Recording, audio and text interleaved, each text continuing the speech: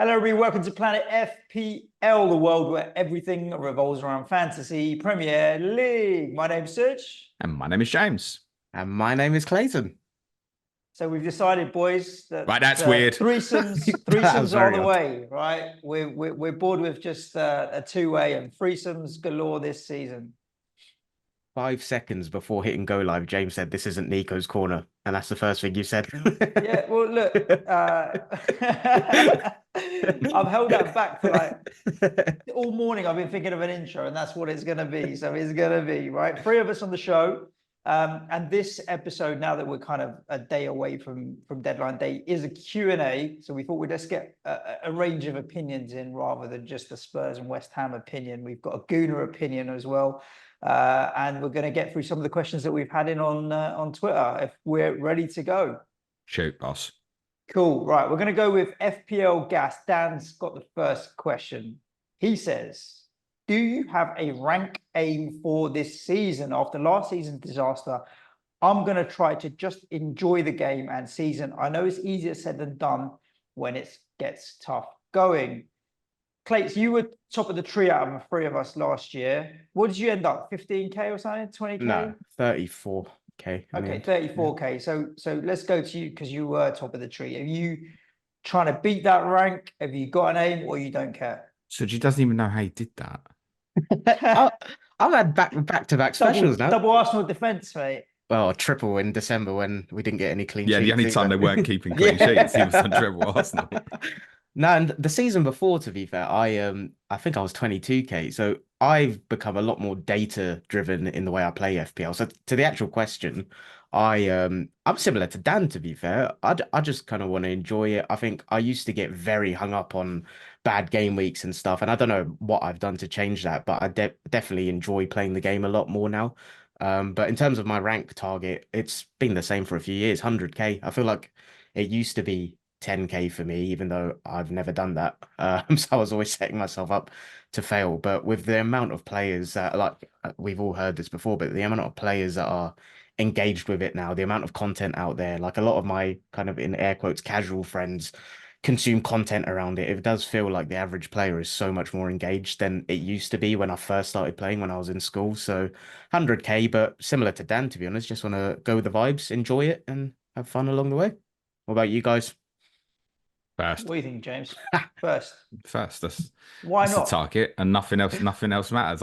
I'm proper Ange Ball now, and I want to finish first and nothing else.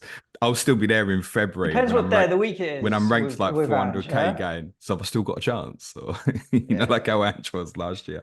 No, that's the aim, isn't it? Isn't that what we're all trying to do? I mean, like going into game week 1, we all think we've got the best team, don't we? I don't. Okay, then copy someone else's, Clates.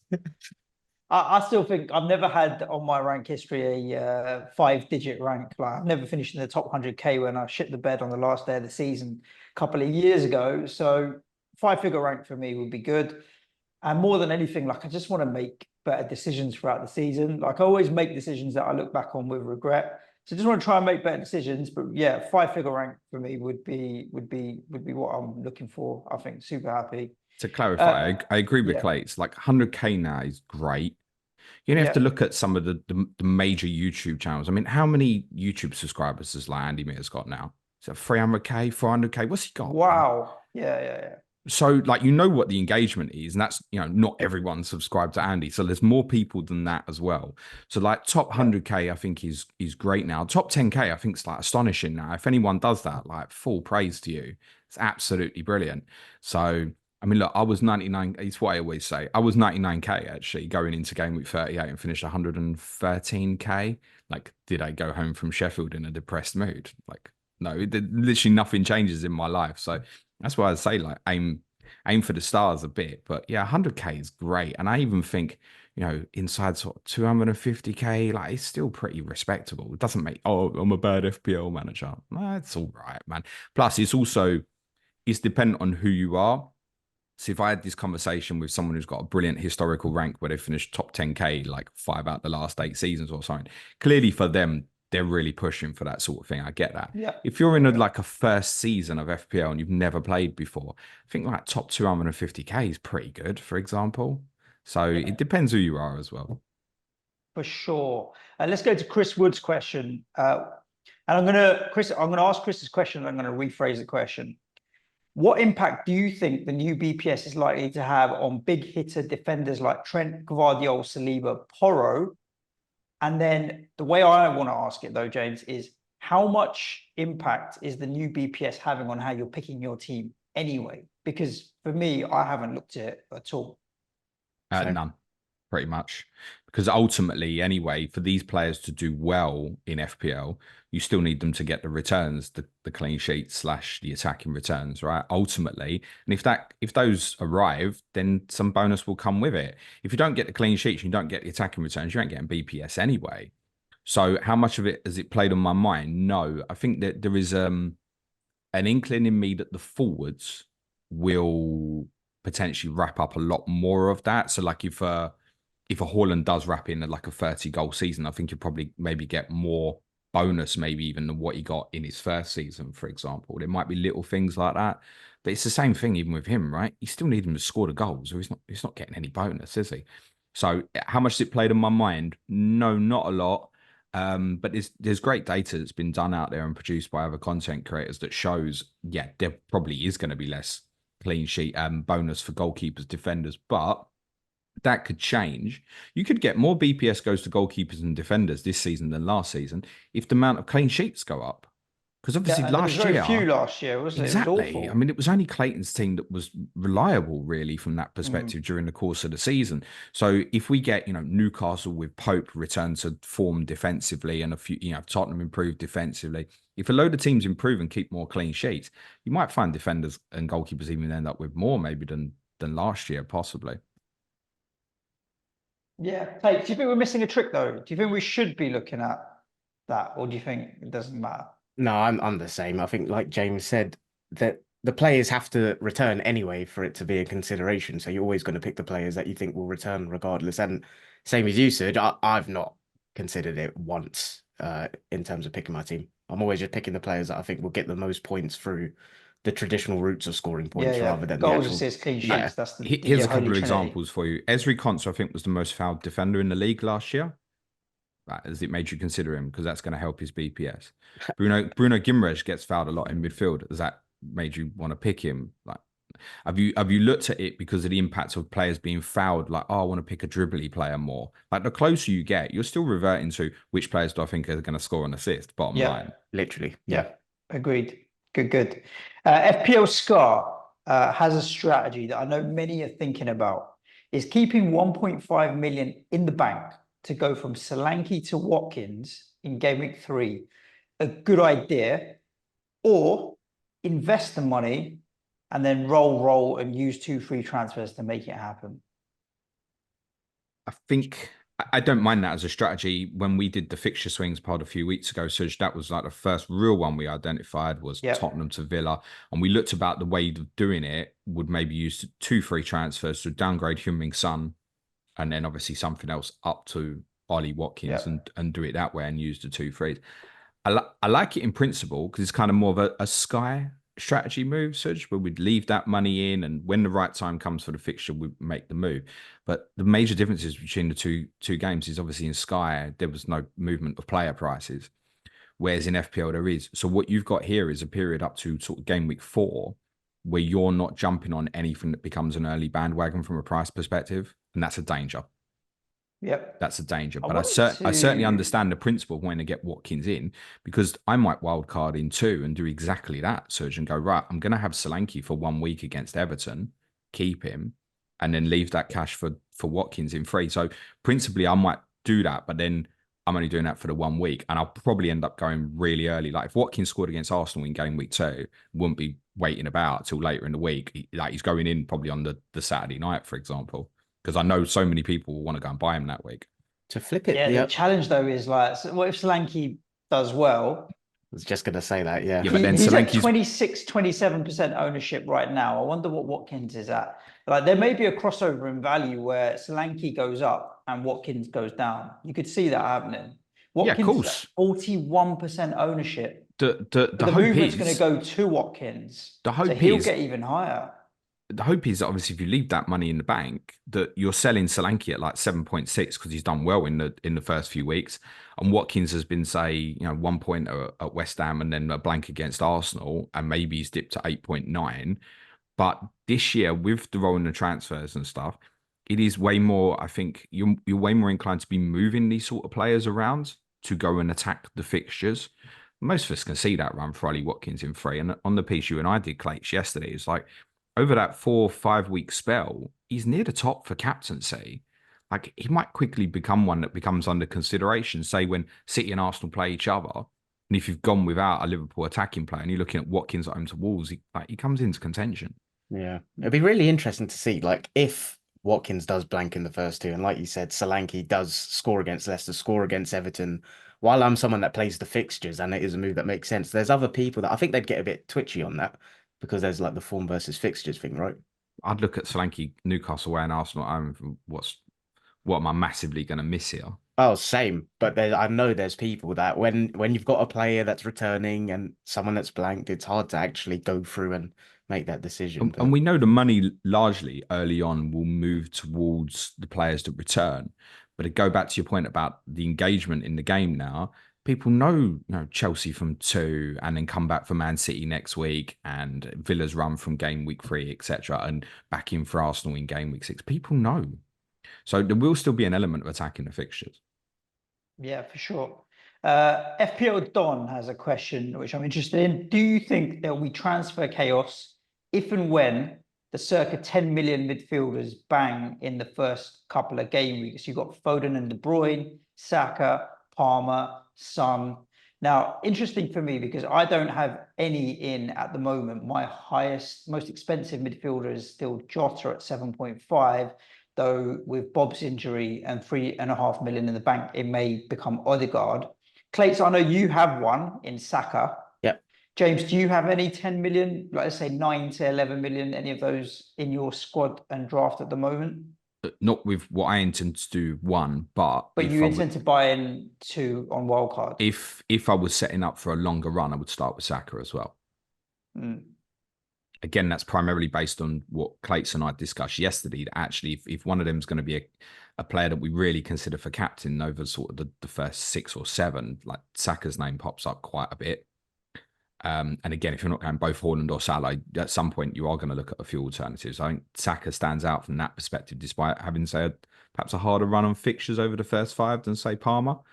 For me, attacking back in 2 after City, it might be that I'd said this to you previously, Suj. I might end up going, say, Palmer and Nkunku in game week 2.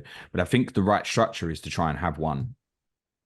Yeah, this is my question. Like, Plates, obviously we know your bias with what's on your chest, but and Saka is your kind of, like, if you could own it's like Jared Bowen for me, or maybe Sonny for Jay. It's like if you could own your team's best player, you want to be able to do it. But how much of your decision to have Saka is a consideration on the price point as opposed to I just think this is the guy? Because you have got tough fixtures, right? Yeah, it's mainly the price point thing. It's what I said yesterday on captaincy. That's why I've got Haaland in there, because after game week 2, like, I want that flexibility to be able to react to what's going on. But yeah, Saka's in, partly because of what you said, but also I just think, like, we see he'll play close to 90 minutes every game. I think despite the tough run, sure, it's probably not the highest likelihood of like hauls from him, but I think Wolves at home, Brighton at home, I think they're decent. Villa away, I think depending on how they defend with their line, could be fine, but it's mostly around the price point. But to the actual question, I think there'll be carnage in that position, because I can see what happens is Son goes off against Leicester on Monday. No one owns him, or not many engaged managers own him. Then people look at Everton at home, and again, they're not looking so far out at that kind of Newcastle, Arsenal then coming up. I can see Son causing a bit of havoc next week. The first player to rise in price will be something like Casemiro, because probably he scores an assist on Friday night. Like. Oh man, Sonny is at 10.4% ownership, which is pretty low for midfielders. Like, of the ones that are around 10 million, so Palmer, Foden, Saka, Son, and then Kevin De Bruyne, I think, is because of injury historically. Son is the lowest owned by quite some way. The others are all in excess of 20% ownership. Foden as well is probably not getting spoken about so much at the moment because many of us think that there's a good chance he obviously won't start on Sunday. So that's a lot of value to put in if you think that sort of player is not going to start in one. He may well do, particularly obviously the sad news for Oscar Bobb yesterday, which has ripped up, I think, only the FPL community's drafts, because anyone not subscribed to Andy Mears probably didn't know that Oscar Bobb at 5 million was a really good potential asset.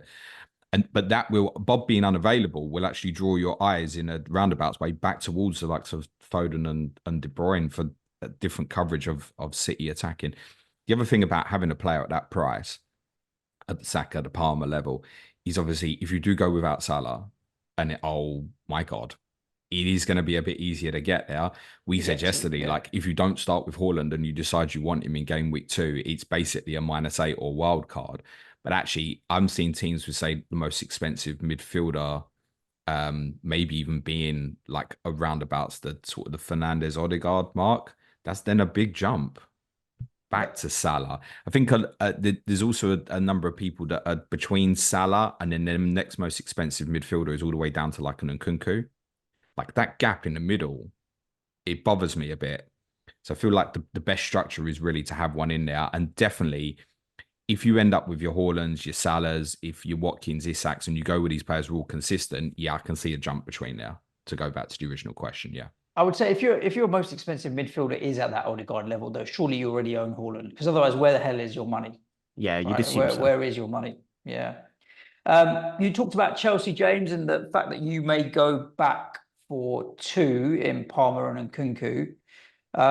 Rob Pick wants to know, he's just said, Christopher Nkunku, is the fact that Chelsea are a car crash behind the scenes and seemingly still bringing in more attacking players something that makes him less appealing? Should we wait and see?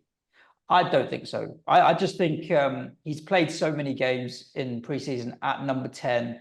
They still have attacking firepower. He's very direct. He wants to score goals. He doesn't think backwards. He does just think forwards.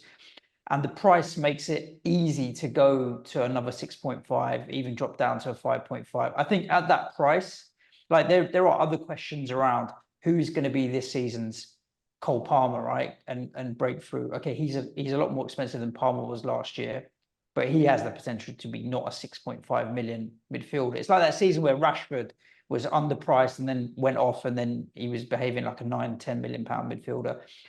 I think the upside with Nkunku is far greater than the potential downside. And I don't care what Chelsea are behind the scenes. Like they can be what they want to be. Despite all of that chaos, they still ended up finishing 6th last year under Pochettino. So did you hear the little bit of murmurs on socials yesterday about a transfer ban possibly? I didn't. Yeah, it's in relation to the stuff which actually, fair to Chelsea's current owners, they highlighted themselves in relation to stuff with Abramovich previously. There is some speculation that might even explain some of the madness that's going on. Right. It is a little off-putting purely because you don't know what they're going to do. Like they could just rock up the Palace tomorrow and go, there's the 65 million for Eze, and suppose he goes there under that sort of circumstance. They've obviously been heavily linked with Osimhen from Napoli, was outstanding in a couple of years ago when Napoli won the Scudetto. But he's number 9, right? As opposed to Nkunku's position. But it's another attacking player, isn't it? It is another body, though. I'd take that on board, yeah. Yeah, and it's not like Jackson can't play in a wide area.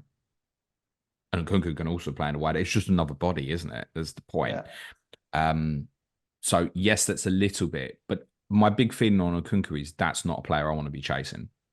Because if he does well on Sunday, I think Chelsea might win on Sunday, as bizarre as that might sound. And then they've got those fixtures afterwards. Yeah, I don't want to be chasing that. I guess that's with your strategy, that's easier to do though, right? Whereas people like us who aren't going to wildcard into probably need to caveat that. I've also said, like, I don't think I learned too much from Chelsea on Sunday because not playing Manchester City in the 6 weeks that are afterwards. So how they set up might be very, very different afterwards. Yeah, and Nkunku's not a player I'd want to chase. To go back to your point, Suj, on this year's Palmer, the chances are there won't be one, right? That's just a very unique player at a near enough bottom prices end up being the highest scoring player. The other one at the same price as Nkunku, I think is going to have a super season, is Garnacho. Yeah, you've been high on him, haven't you? Yeah, I'm not so much to start. Like, I'm even seeing plenty of United fans predicting that he might not start tomorrow night. So that's a concern. That's why I keep saying to you, Suj, like I want to know that he's going to start for me to go with him in Yeah. day one. But yeah, Garnacho would be the one I'd be keen on as an alternative to Nkunku. If I wasn't bench boosting, yeah, I'd start with Nkunku. Yeah, I think he could be the one. I think, yeah, basically echo everything you said. I just look at what he did at Leipzig, 20 goals 2 years ago, 16 the year before. Yeah, I think if he gets consistent, to be honest, at that price point, you don't even need him to be like guaranteed 90 every week. You can kind of stomach the odd benching and the odd early substitution. I'm fairly certain he only needs the minutes because the returns will come. Yeah, agree. Yeah, I mean, how many times did he come off the bench like and return his points to minutes ratio last season? I think he's got Wicked. 3 league goals Scored last year. He 3 started goals, twice, yeah. I think. Yep. Yeah, it's crazy. So yeah, I can't. Yeah, that's one where I don't think it's worth necessarily swinging against. And again, obviously, as Clayton said, like if it is wrong, you've got all these other 6.5s and all these 5.5s. Move it. I wouldn't want to. He's the one I wouldn't want to have to chase. Konstantinos Stiolaridis. I hope I said that well. I'm just practicing my pronunciation. James, he's taking your bench boost 1 strategy to a whole new level. Bench boost in game week 1, then take a -4 in game week 2 to triple captain Erling Haaland.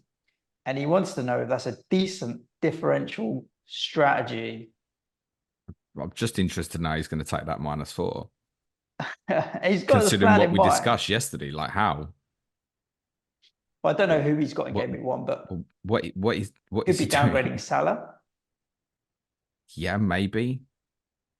But then if that's the sort of thing you're doing, I mean, for me, I just think under that Saka, just start with Haaland. Just start with him. If that's what you intend, it's fine. And yeah, I know like Gary Robinson, our Man United correspondent, really wanted to look at that idea as well, like bench boost 1 and then triple captain Haaland 2, and then wild card straight out of that into 3 as well. It just leaves you a little bit too imbalanced, I think. So I'd just be interested in how you think you're going to do it for a -4. Oh, might not be able to. If you were doing that and you were taking a -4 to get him in, sorry, what would you want Haaland to return if you were triple captaining him to take a -4 and getting him in? We always say 10 points, right? 10 tripled up would be perfect at 30. So really, you're then looking for 11, 12 points to make up the difference. Yeah. Which you could see, can you? You can see there's like 20-pointer coming in for him in game week 2. I mean, if he scores twice, all power to people that do. Yeah, to hit it, scored twice. But by the way, the people who are triple captain him in game week 2 probably won't be happy with 2 goals. Yeah, I'm possibly triple captaining him, and I think 2 goals I'd be all right with actually. I think you're looking for more. I haven't ruled it out. I haven't ruled it out either. I think if City play well and you see them that they're in their stride in game week 1 and you think they're playing well, some of the creative players are on form. Like the one that really would make me want to do it would be if Kevin De Bruyne was in form. Like if he came in and he looked fresh, because he's just such a prime supplier for Erling Haaland. And if he was to come in and look fresh and Haaland's fresh, and you're thinking, all right, maybe triple captain. Maybe triple KDB. captain. Andy Martin. Triple captain Haaland if KDB is looking like he's on form, because he's the deliverer of, like, he could be the deliverer of everything for Haaland. I mean, I would imagine that Kevin De Bruyne would start against Ipswich. Yeah, it'd be tempting. While we stick on the same topic, James, a bench boost 1, Matt FPL Monitor is also on bench boost game week 1. Clayton, I don't know if all this chat's making you think more and more about it. Who is the best 7 to 8.5 million midfielder for a 1-week punt? I'm currently thinking Fernandes, Bowen, Bomo, or maybe Gordon. I'm unsure about whether he starts. Wildcard would be used in game week 2. You'd say with the home fixture, probably Bruno, right? I like the Gordon shout, I think he'll start. Jota. Oh, I like that. Yeah, I mean, he's not on the list, so I don't know whether or not Matt's already got him. But I think Jota's in for me, and I can't see myself moving him out before deadline. So yeah, for Jota sure. doesn't feel like a 1 week punt because there's every chance going to win it on the other side. But if you're literally still just specifically saying just the 1 week, which is the player in that category that's the most likely to go at shit, I think it's Jota. Plates, who's playing left wing for Arsenal? I I think wish I it'll be, knew. yeah, it's like 51, That's why I was 49 Clayton. percentage. Right? I think it will be Trossard personally, but it's Okay. like 51, 49 percentage confidence. The thing is with that Yeah. though, as well, in terms of attacking one of them, even if you get that right, whichever one it is also going to be the first player to get subbed. Exactly. You're looking at like a 60, 65 So- minute. This was always the problem when we kept talking about Trossard last year. So it's Yeah. going under the radar, it's going under the radar. Yeah, but from an expected point of view, I know that even if he is starting, I'm probably looking at sort of circa 65 minutes. Yeah. So- And that's why I didn't throw any of them out there. If it was a 1 week punt, though, would you feel fruity enough to just put both in? And you're going to get because you're never going to get returns out of Such all a 11 such a of your waste players. of the Arsenal players. Such. Yeah. I'm Yeah, not but it's a keen on that. 1 week punt, right? And you're never going to put all of your eggs. You would sometimes think about doing it defensively. Who's going to score the goal out of Saliba or Gabriel from centre back? We'll get both, but It's worth you're going to saying, cover off 90 minutes between the two. If 5 or 6 of your 11 players return, you're happy, right? So, and 7 million is not a crazy price. No, I mean, it's worth saying Jota will almost certainly only sort of play, I guess, sort of 65, 70 for Liverpool as well. True. But I think way more reliability in terms of what he can do and where he will play versus, say, a Trossard and Martinelli. And you've got more trust in there's more Arsenal players to pick from than Liverpool, maybe.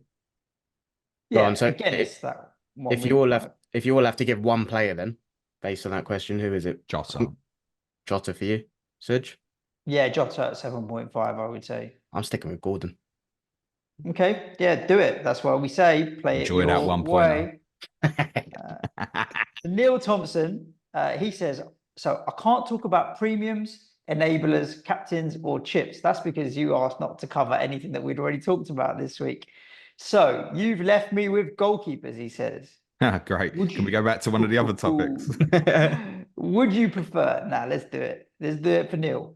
Would you prefer a 5 million and a 4 million, or 2 rotating 4.5 millions for the first half of the season? Feel free to name your pairing preference. So the 4 millions, basically, there isn't a player in 4 million. So you're basically saying one goalkeeper versus the potential of rotating 2. I've got at the moment a 5 million and a 4 million, and I've got Leno and Fabianski.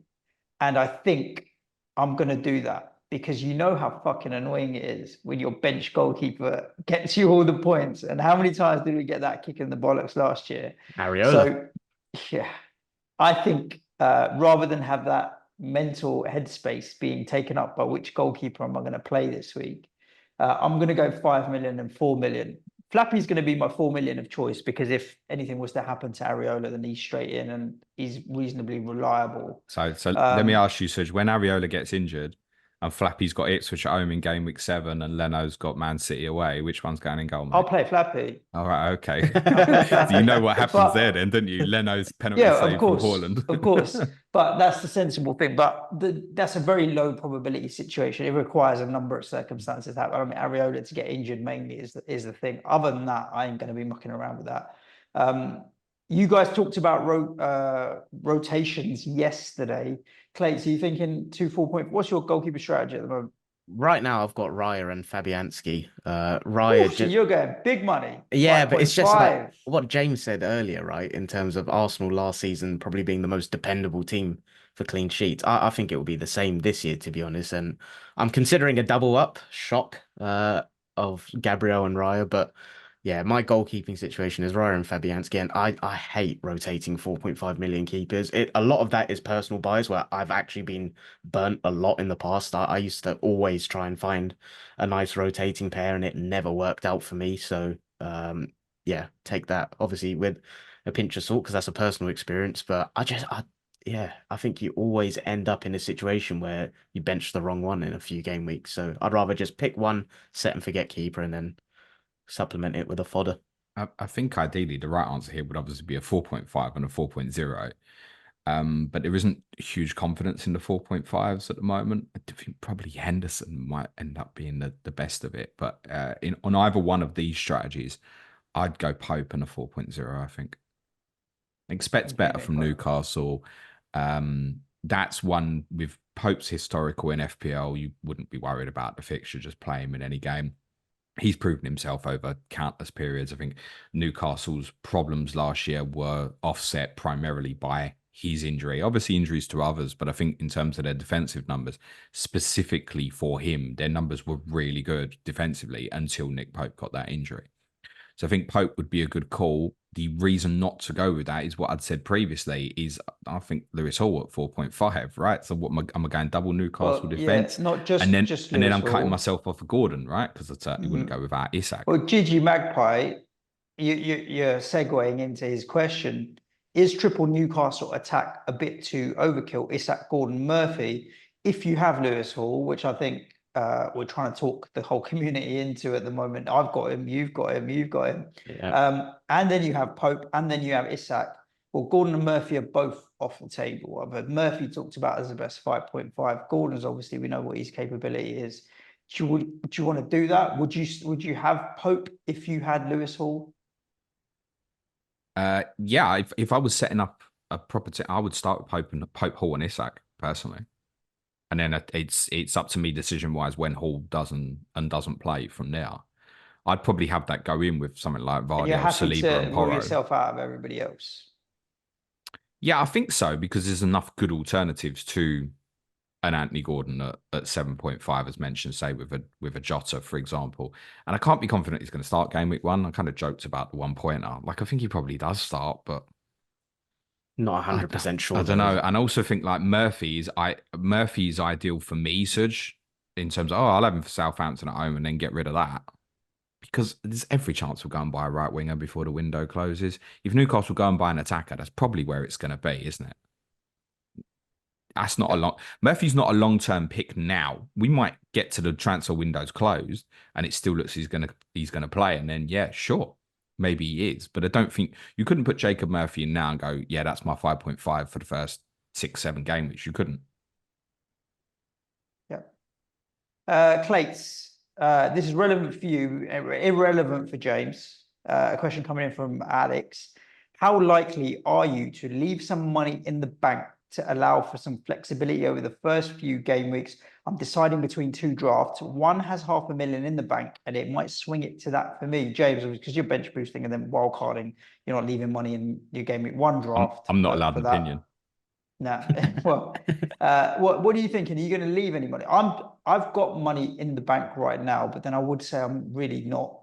How much have you got on my draft? 0.5. Well, right now 3.5. But that was because I had Oscar Bobb in. And Oscar Bobb just got injured. So I downgraded Salah to Jota, and then I didn't do anything else with loads of money, basically. So I would say it's because my draft just isn't complete. I won't leave 3.5 in the bank. No way. But 1.5 is the most I would consider leaving in the bank. I always try to leave 0.5 just to account for, like James said earlier, that kind of price changes and stuff, because I think I always have ideas in mind of I'll go from X to Y in this game week and then someone goes up 0.2, someone goes down, and I always try to leave 0.5. But this season, the more I'm doing my drafts, I'm looking at my team, I'm just not sure where to find that 0.5. So it's strategy dependent. If you can, sure, I think leaving 0.5 is great. But if it means that you're kind of skimping out somewhere and there's a place in your team that can be upgraded for game week 1 and you're leaving it, then probably not worth it. James, what was your opinion, despite not being allowed? Yeah, I'm not allowed. If you're kind of 50-50 on stuff, then yeah, I agree that the leaving the money in the bank could be the swing that determines doing it. It's a really, really difficult thing to do. And I think it's even more difficult this year to do. Because it's not like an example would be, let's say the fixtures are panned out and you've gone, I wanted to go Isak to Watkins in game week 2 as a hypothetical. Then I think that sort of thing, say like Isak was going to City and then Arsenal in 2 and 3 and Watkins run started in 2, I could see people really doing that, going, yeah, I'm going to leave that 0.5 for that sort of move. But I don't think there's too many of them on the table too early. So I think people are largely going to spend the money. If you can save it, great. I don't think many people are going to do that this year, I don't think. You talked about Isak.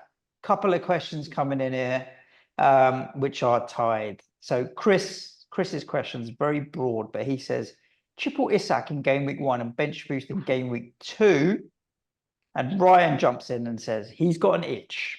There's probably a cream for that, but he's got an itch to triple captain Isak for Southampton. He says, talk me out of it. I think Newcastle will run rampant on a poor looking Saints defense. We've seen how they can overwhelm teams in the first 30, 40 minutes. Like they were 3-4 up against us, 3-4 up against you, James. Yeah, at St. James's Park, first day of the season, atmosphere will be up, everyone will be back at football. You could see that. Like, I don't think I can talk him out of it. I don't think I can. And it's not like the support act in and around isn't available. Okay, Gordon is fit and available and has played 45 minutes. He may start. If he doesn't, Harvey Barnes is there and will start. Like on the right, we talk about Jacob Murphy will start. I think the support act is there for him. So I don't think I can talk anyone out of it. It is a play it your way. Go for it. Great. Who do you think is more likely to score a hat-trick out of Isak in game week 1 or Haaland in game week 2? I don't think Haaland it doesn't need answering, does it? Haaland Yeah, in so game week 2. that's the only thing I could say to talk you out of it. But obviously, there's the huge price difference there. So if you've got a team you like without Haaland and you're considering Isak in game week 1, that's the only other thing I could think of, because I do like it. I think Isak is capable of hitting a double-digit haul in this game. But yeah, Haaland for me, game week 2 is what I'd prefer, with the obvious caveat of the huge price difference. I pushed that question to you because me and you, Clates, did both discuss yesterday. We thought Newcastle might go off this weekend. So we have to acknowledge that side of it as well. So that would be the person who's put the question in and us two both going, I think Newcastle might go off this weekend. I think we both intend to captain Isak as well. Yeah. So I don't hate it. I just like step back. It's like, if that was in game week 10, are you using it on Isak? Like, are you using it just because you want to use it in game week 1, which some people want to do and it's fine, but is that really your best call? Like, is something going to fall into your lap anyway, just later in the season where you would like that a bit more? I suspect probably, yeah. Do you think it would be a no from me? It's potentially overanalyzing, but do you think there's anything? I know Pep's spoken a lot about rhythm. Arteta speaks about it in terms of players and teams arriving in a certain moment. Game week 1, I'm not sure everyone's going to be at 100% match sharpness. Do you think there's anything in that where teams will maybe try to get the job done and then ease off the gas a little bit? But I think that narrative can be spun either way, right? Because it's not just to Newcastle; it might relate to Southampton as well. And we also spoke about the atmosphere, the atmosphere at St James's yesterday. We spoke about that as well. So the crowd there at Newcastle will be more demanding that they go and keep going them, perhaps with respect, than maybe they would be at, say, Arsenal or Tottenham, or at West Ham.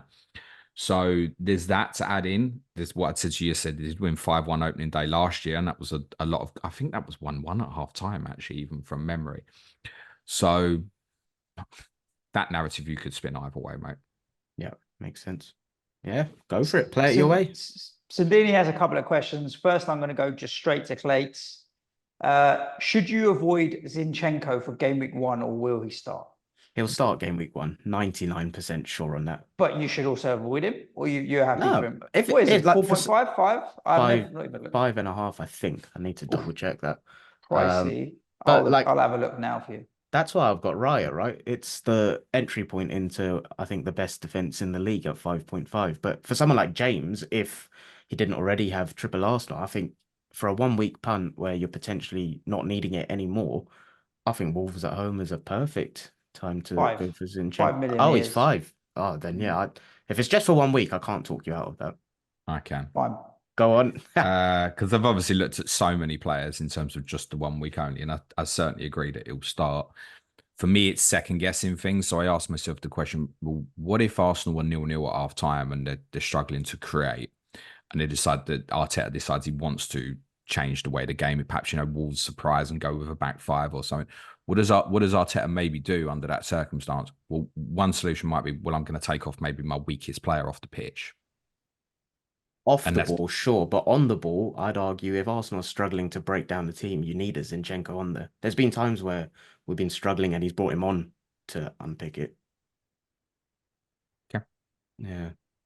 I would Yeah. think that there's a scenario there where he goes off at halftime, Yeah, possibly. and I wouldn't want to do that. Do you think there's a chance it could be that game state, like probability wise? No, probably not. Plays. I think there's every chance. I mean, again, if you're winning comfortably and you're 2-3 up, I mean, the ideal solution actually really with Zinchenko is that, yeah, you're 2-3 up and he gets withdrawn on 65 minutes before you concede your stupid goal. But it could easily be that it's less than the 60 even. And that for me, that's a no. That's a no. For me, there's a second guessing on minutes. So it's a different example, but looking at, say, Jacob Murphy, and I think at the moment he's possibly looking at an 80-minute week, whereas he wouldn't normally. So with Zinchenko, I'm looking at it and going, what's the worst case scenario here? Well, the worst case scenario is it don't even get me to 60.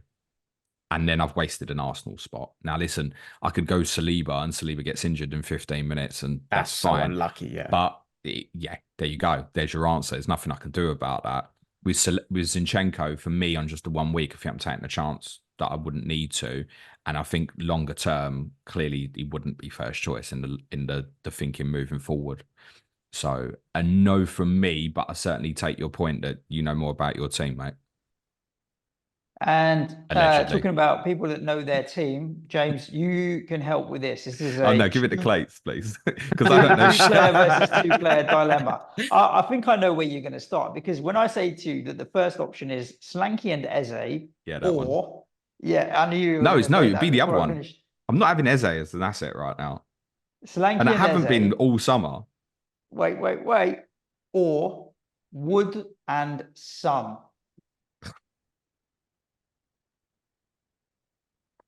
That's a good question. For the audio listeners, James's face was a picture there. Yeah, it was a oof. I'm really not keen on Chris Wood because Forest to try. I spoke about this when we spoke about Wood versus Muniz earlier in the week. Forest are trying to buy a forward, so I really don't like that. And Eze, I think City are gonna go for him. Me too. And I think that news yesterday only reinforces that opinion. Oh, but Eze don't play in Bobb's position. Yeah, no, I get that. But then what did Pep say after the Community Shield? I can put Bernardo on the right. I can put Doku on the right. So free up that there's more. If Bernardo's going to get used wide more, possibly, then it frees up a bit more of a space centrally. Yeah, and they do need to succession plan. Like if you're succession planning for KDB, like Eze would be a great player to have to potentially be that creative spark. And I think that's what they'll look at him as. I kind of skipped, as a kind of segue into FPL Mingo's question, I skipped past it earlier. I didn't actually answer that question, Suj. Yeah, I'm interested in the answer to that. You poo-pooed Eze, but you poo-pooed Eze because he may move as opposed to because he's a bad asset. Well, you did say I'd go you've not had him Solanke all an summer. alternative. I'd go Solanke and Light and Kunku, genuinely. Okay. A few people saying what percentage chance does Solanke start? You're going to get that all day today and tomorrow, James. Just 90 plus. Yeah. Good. Okay, cool. FPL Mingo, we'll come back to Eze. He says, and this is Palace focused, I feel Eze and the Palace defence is overrated. 2 away fixtures in the first 3. I would prefer 3 Nottingham Forest instead. I don't know how Eze could be overrated, but yeah, their fixtures are not that bad. Is that someone who's got a wild card in game week 4 in mind? Because would you want to do your 3 Forest when they go to Liverpool in 4? Bench them because they'll be cheap, I guess. Okay, that's fine if that's what you're intending to do. Goalkeeper they're looking at, you wouldn't want to do that. Nico Williams has been linked with, I think, Atalanta specifically. And with Forest, again, as covered, they'll probably have more business to do before this window closes. I'd always make me a little bit shaky on them. But over the first 3, yeah, fine. Underlying numbers pretty good. Once Nuno came in last year, I think there's every chance for clean sheet at the weekend because there'd be a psychological for Bournemouth without Solanke. So I don't mind going into Forest defensively. Yeah, but not the goalkeeper. I take the question. Like, I understand it because I actually tweeted out asking because I saw Eze in loads of drafts and I hadn't had him in one. And great player, like expected minutes, probably on pens, talismanic. But I looked at the fixtures. Prone. He's what, sorry? Injury prone. Harsh. Is he? Is he? Let's see what his minutes are like for the last couple of seasons. But I'd be surprised if he's top more than 3,000 minutes in any season. That's probably fair. yeah. But I don't know. But I how look, many his most midfielders? is How many 2.6. midfielders his price do? That's 2,000 minutes last year, 2,600 the year before. That was 30 starts was the most. And then that's prior very to good. that, 30 I think starts, that's all right. 2,600 minutes is not bad. If you compare that to Jota, we've been Yeah. quite high on Jota. I'm sure that's better for Eze. Eze on starts is about a 1 in 2. 1 in 2 for returns. Jota was 1 point something per game in terms of returns. But games 17 also from changed for him 40. as well. Again, to compare those two. And of course, he's playing at Liverpool and Palace. He's playing for Palace. Eze, Yeah, so but Liverpool could win games 4-5-0 and Jota completely misses, right? If Palace win a game like that, he's probably not missing. And Eze's also got the pens, right? Yeah, it was just a nice like I look at Brentford away. Like I know you spoke about Brentford defensively yesterday, but I still look at that on paper, not convinced. West Ham at home, I think West Ham have recruited very well. Listen to Tottenham this morning on Patreon. Suj is confident. I think that will be an improved West Ham team there. yeah, it'll be a Chelsea tough away. game. Yeah, of course it will. Chelsea away, like I know everyone laughs about them, but like they've got a talented squad there and a talented manager.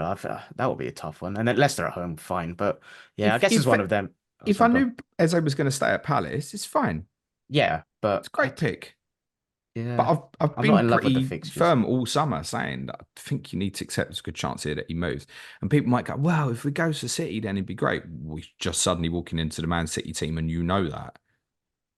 Yeah, no, you Nah. can't guarantee that at all. Nah. This next question is one for you two to fight it out. Oh, Unless dear. you guys might agree.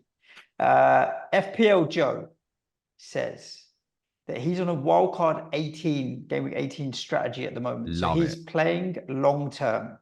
He is debating between your boy James, Son, and your boy Clayton, Saka. And he's going to have no other attacking assets from either team to start with. At the minute, he slightly prefers Sonny, but he knows he wants Saka from game week 6. Is it worth starting with Saka to not book in a transfer early on?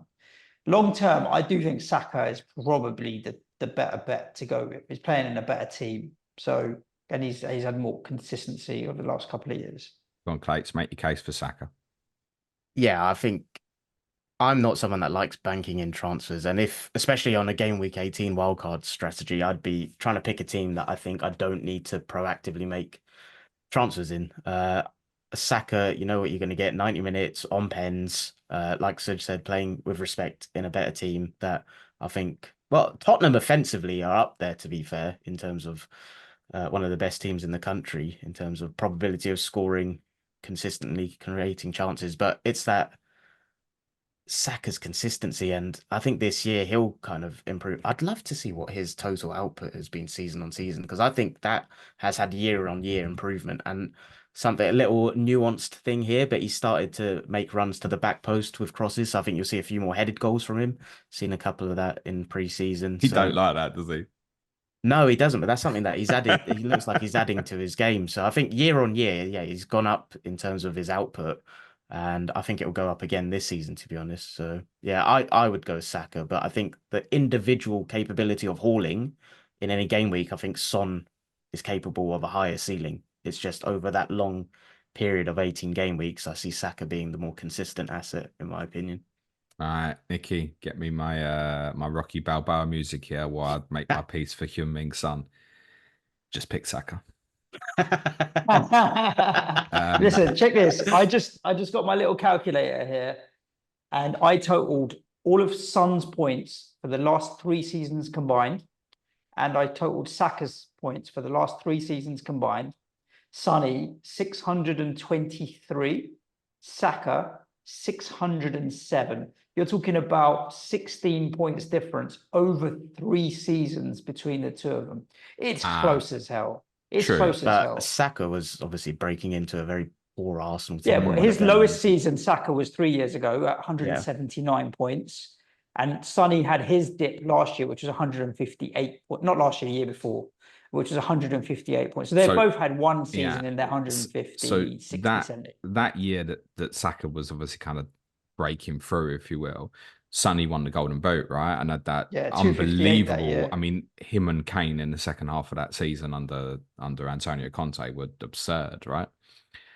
So there's that. Hasn't got Kane anymore. Sonny's done a little bit more of this, whereas Saka's trajectory is on the way up. Yeah, Sonny, I think of all those priced in sort of the, if we include Foden and Palmer, Sonny, weirdly, is the best scorer of them. But he's also the one that I think might do. Do you mean point scorer or goal scorer? Sorry. Goal scorer in terms of his finishing quality is excellent, right? I mean, Sonny could play as a 9, we know that. But I feel like he's the one, and I spoke about this a lot last year. Do you remember before we played Newcastle in December? And I kept saying to you, he's not an option if he moves back to the left. And he played Newcastle and he moved back to the left and he destroyed Trippier. He scored and got 2 assists. And it was like, okay, can still do it. But then I think it masked things for a little bit. Like when Richarlison was having that spell in January, February, and admittedly Son was away for bits of that because of the Asia Cup, like you'd have definitely gone and bought Richarlison over Son at that stage. And that might happen again here with Solanke. I also think longer term in the season, we know Tottenham probably want to buy another attacker, or if they don't, I think Brennan Johnson later in the season will emerge as a potentially well worth the saving versus Son.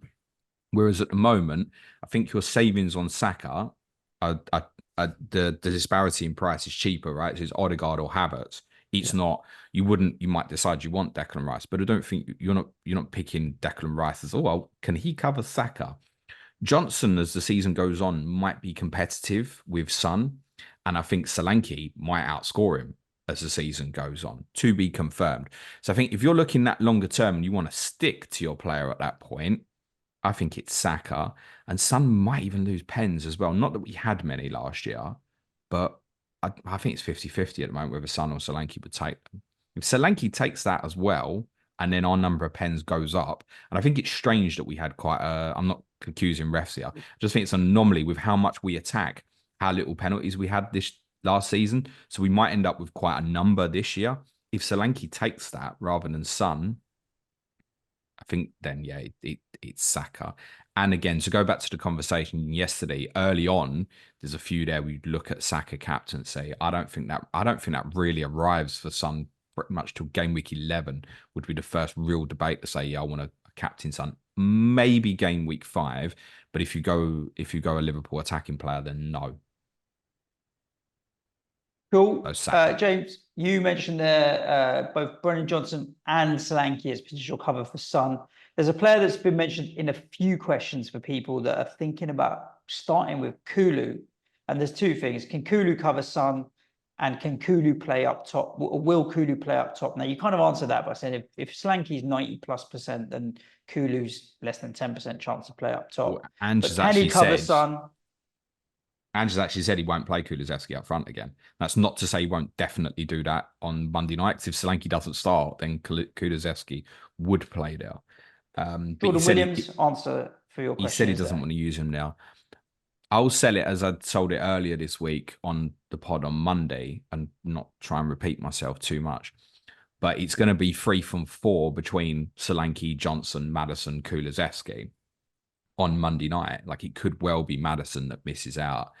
At the moment, I've got it as Johnson as the most likely. And I'm spooked by him moving Kulusevski to the right in the second half of the last friendly. I think it might have been an adjustment. So just a reminder that there's every chance you're gonna start out there against Leicester.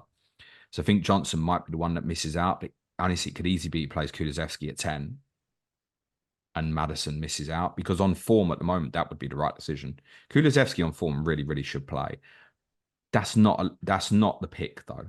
It might be the one that I go for this week, but I don't think that's your pick moving forward. If you said to me now, who will score more between Johnson and Kulusevski between now and Christmas, I'd say Johnson. So I think it will become Johnson. That's my point. It will become Johnson, and it might even start as Johnson anyway. Kulusevski has got this weird habit of hitting double-digit returns in away teams against weaker opponents, and that's part why I'm going there Monday probably. Clayton, answer this. Who's the best 4.0 goalkeeper? I think it's Flappy, because... James? Yeah. I think it's the Icelandic lad at Brentford, You don't want to Vladimarsson. pronounce his name, do you? Yeah, Vladimarsson. It's either Vladimarsson or Valdimarsson. I think it's Vladimarsson, isn't it? I think it might be him. Just Valdimarsson. in the sense Hakan that Valdimarsson. if he ended up getting a game and he did well, he might pressure Flecken. That's the only one. There is a case as I was actually having this discussion, believe it or not, with my mum yesterday. Because she'd showed me her team and it had like Pickford and Edison in it. And I was like, oh, I'm gonna have a struggle here. And I was like, Mum, you're spending too much on goalkeepers here. And she was like, which one should I go for? And you know what I think of Edison, right, as an FPL asset. So I was like, well, look, here's 1.5 for you really easy. Go Virginia at Everton. And pair him with Pickford. He's almost certainly to be Everton's number 2. We don't think they're going to buy another goalkeeper. If he ended up playing, you've got a little bit of trust in them defensively, but also quite importantly with that is what's the chance of you getting blocked to free Everton? Yeah, very unlikely. Whereas, I don't know, maybe Brentford longer term, once a Henry or Hickey's back, you've got the keeper. If Tony stays, Bumo, Sade, Carvalho's gone there. Visser, it might go, it sounds like maybe. But you could get blocked with a free Brentford, for example. That could also happen, I think, with West Ham. That's not going to happen with Everton. So there's a case to say Virginia as well. But like Pickford, he would definitely play every game, no doubt, as long as he's fit. Cool. Last question of the show, James and Clates, because we've been through all of the others. It's from Jimmy the Claret. And he says, having players at certain price points so that you can pivot around is a solid strategy. But are there any popular price points that you feel we don't need to have cover for? For example, 6.5 million midfielders. My answer to that would be the 5.5s. Midfielders. Purely because you can go down to it. Drop down to, Yeah. I don't see any 5 million defenders. I don't even know if 5 million defenders is a popular point place anyway. It probably isn't. You're right, actually. So there aren't that many good 5.0 defenders. I'd make the case that the best one actually might end up being Udogie, who's not certain to start game week 1. No, you're right. And again, there's enough 4.5 options that you're probably not doing that. Or once you're sitting there anyway, you can I get the 0.5 more to put like Porro in there, for example. So yeah, the 5 million defenders is not great, actually. What do you think, Clates? Yeah, 6 million midfielders was another one where I was looking initially, and it's a price point I'd always typically try and cover. But I think similar to what you said with the 5.5s, just you can always go down to it. And there's no one I looked at in the 6 million category that looks good or that I want. So yeah, I think 5 million defenders, like you said, 5.5s and 6 million midfielder as well. I did a little job last night. I'm not going to read it all out because that'll ruin some of my Patreon content today. But I did write down 5.0 defenders last night. It was my favorite, and I had to check back on it. I had Munoz, I think, at Palace. Yeah, that Right. makes sense. Yeah, that's not a bad shout. But again, we talked about, you'd mentioned before on shows earlier in this week how Tyrick Mitchell's numbers are pretty okay as well. And would you want to pay the extra 500,000? Is it worth it? Probably is, but you don't need to force it, I think, compared to some of the others. Yeah, interesting. The answer might be, for anyone who plays this game with a bit of FOMO, the price point maybe you need to cover most is 15 million forward. Possibly. You're going with Haaland or game week 1, 12.5 midfielder, like subject to how you feel, isn't it? Yeah, it is interesting. Now, I know there's a few people out there, obviously, more than going to go against. I've seen some teams out there without Haaland or Salah. They look nice, some of them. They look great. They really look great. But you just keep smashing yourself with the captaincy. Yeah, as soon as the armband and they go off. And the other one as well is I saw someone say this last night as well, and it's like I'm not that worried. You know, I look across the first few weeks, and it's like there's a number of weeks I think I can get away with no Haaland Salah. And someone just went, yeah, but what about game week 2? And it's like, oh, because especially game week 2 as well. Like even if you're going against Haaland, you're captaining Salah, or vice versa. To go against both of them in game week 2. Yeah, I think you'd be captaining someone like a Jota or Foden rather than even going to a different team. Good. Guys, thank you so much for jumping into the questions. I think that was fun. We've covered off quite a few different talking points Though I do feel like the talking points are narrowing now as we get closer to the start of the season.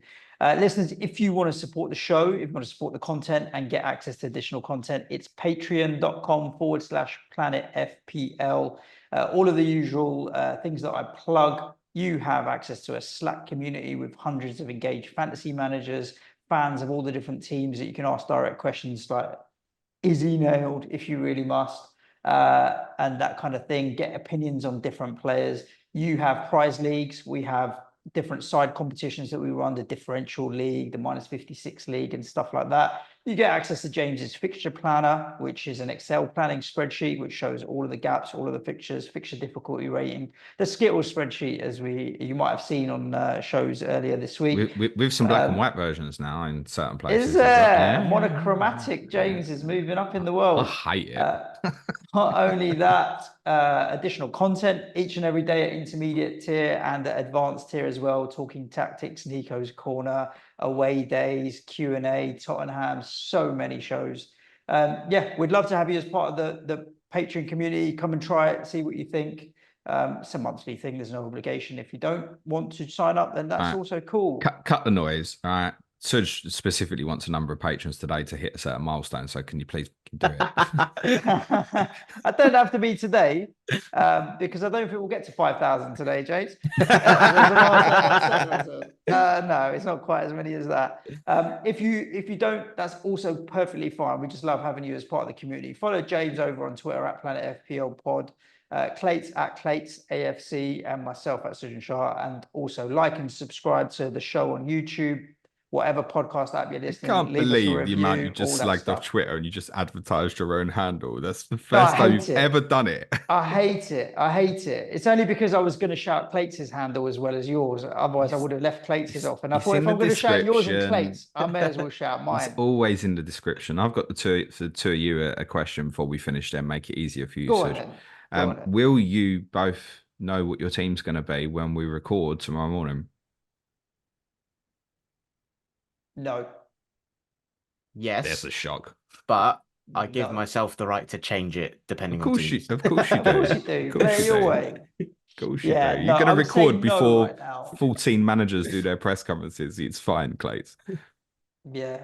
I think the Oscar Bobb news has thrown a bit of a spanner in the works for me, James, because I was at that Bergval/Oscar Bobb price point with 3.5 million in the bank, deciding what to do with that money. And now I need to think about whether or not I smash that up. That's, by the way, that's thrown a number of people who were intending to bench boost. That's thrown it out for them. A number of people. That was a theme amongst our patrons last night. A few that were looking at, like, I'm not doing it now because I'm intending to go to Bob. Whereas for me, I wasn't. And yet the team that I wouldn't have bench boosted with, i.e. a normal team, would have had Bob in it. So it's only strengthened it for me. Yeah. I've got to the point now where Murphy was my direct replacement. You talked about him being an 80-minute potential player, but Jacob Murphy for 1 week and then figuring out what I'm going to do off that is where I'm looking. My bench at the moment is Nkunku, Gvardiol and Barco. It's a strong bench. So just play Nkunku this week, mate. Well, then you've got to decide who we're going to drop, right? And it Someone might else. be Smith Rowe, but yeah, discussions to be had tomorrow. So make sure you're subscribed to the pod because it'll be fun looking at our draft tomorrow morning. James on bench boost and Clates and I just having some fun and playing it our way. In the meantime, stay safe, look after yourselves. Ciao for now. Thanks, everyone. Be nice to each other. Play it your way. Cue music, please, man. Ciao.